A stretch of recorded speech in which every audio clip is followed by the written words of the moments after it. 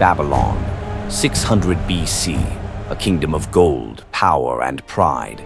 A city where kings believed their word was law and their image eternal.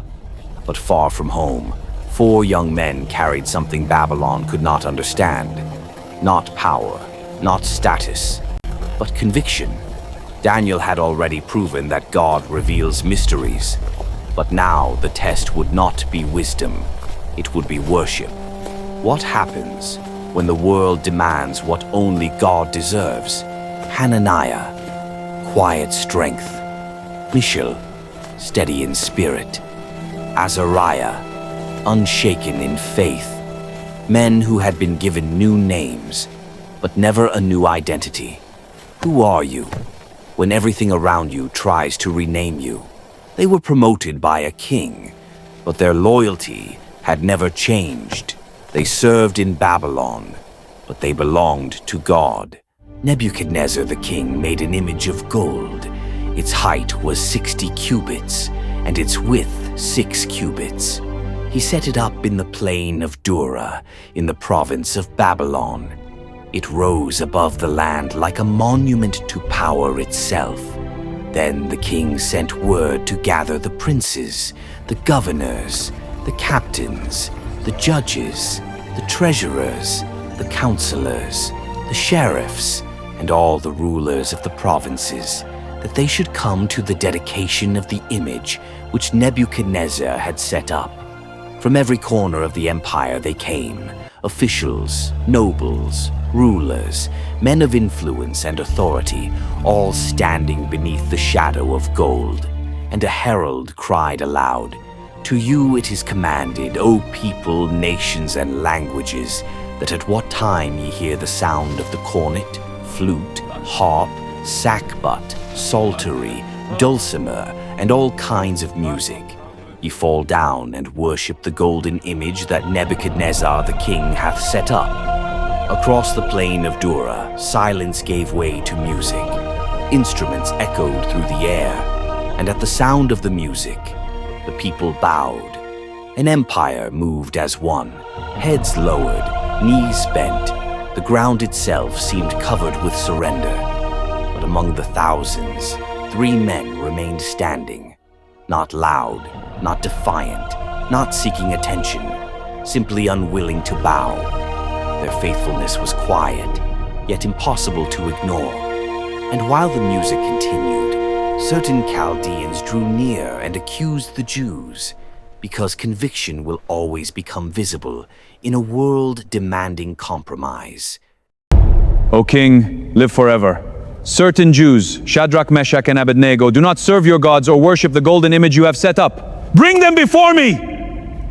Then Nebuchadnezzar, in fury and rage, commanded that Shadrach, Meshach, and Abednego be brought before him. The great hall fell silent. The same king who had elevated them now stared at them with burning anger. Yet the 3 Hebrew men stood calmly before the throne. Their loyalty to God would not bend before the fear of men.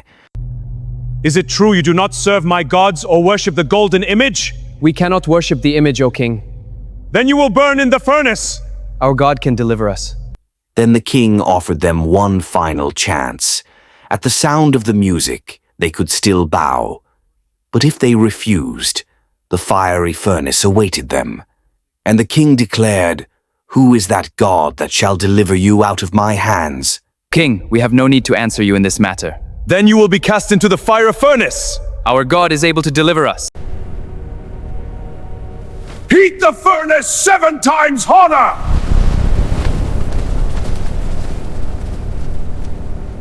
The king's command was immediate. The furnace would not merely burn, it would consume. Nebuchadnezzar ordered it heated 7 times hotter than before. The flames roared like a living storm, bursting from the mouth of the furnace with terrifying force. Then the strongest soldiers in Babylon stepped forward. Shadrach, Meshach, and Abednego were bound in ropes and chains before the entire kingdom. Yet, even as death stood before them, they did not bow. They did not tremble. They did not deny the God they served. With violence and fury, the guards forced the three men toward the blazing fire. But the heat was so intense that the flames themselves turned against the soldiers. As the men were thrown into the furnace, fire exploded outward from the opening. Babylon's strongest warriors collapsed before the furnace, consumed by the very fire they obeyed. And then, silence. The king expected ashes, smoke, nothing more. But inside the flames, the impossible was happening. The ropes had burned away. Yet the men stood unharmed. No panic, no cries, no fear, only peace in the middle of the fire. Then King Nebuchadnezzar rose to his feet in astonishment. His anger disappeared, replaced by fear. He stared into the furnace, unable to believe what stood before him. Did we not throw 3 men bound into the fire? The answer came immediately. Certainly, O king. But what the king saw defied every law of man. The flames still roared, the furnace still burned.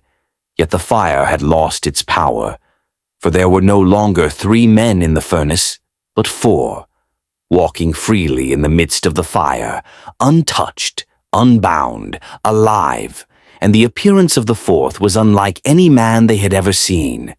Then Nebuchadnezzar moved closer to the mouth of the furnace. The same king who had commanded their deaths now stood trembling before the fire, and he cried out, "Shadrach, Meshach, and Abednego, servants of the Most High God, come out, come here." The crowd watched in stunned silence. No screams, no ashes, no burned remains. Only the sound of the raging fire and the footsteps of men who should not have been alive. Princes, governors, captains, and mighty men gathered around the 3 Hebrews, staring at what no human mind could explain. The fire had not harmed them. Not a single hair on their heads had been burned. Their robes were untouched. There was not even the smell of smoke upon them. The furnace that killed mighty soldiers had no power over the servants of the Most High God. Then Nebuchadnezzar spoke before the kingdom. Blessed be the God of Shadrach, Meshach, and Abednego. He sent his angel to deliver his servants who trusted in him.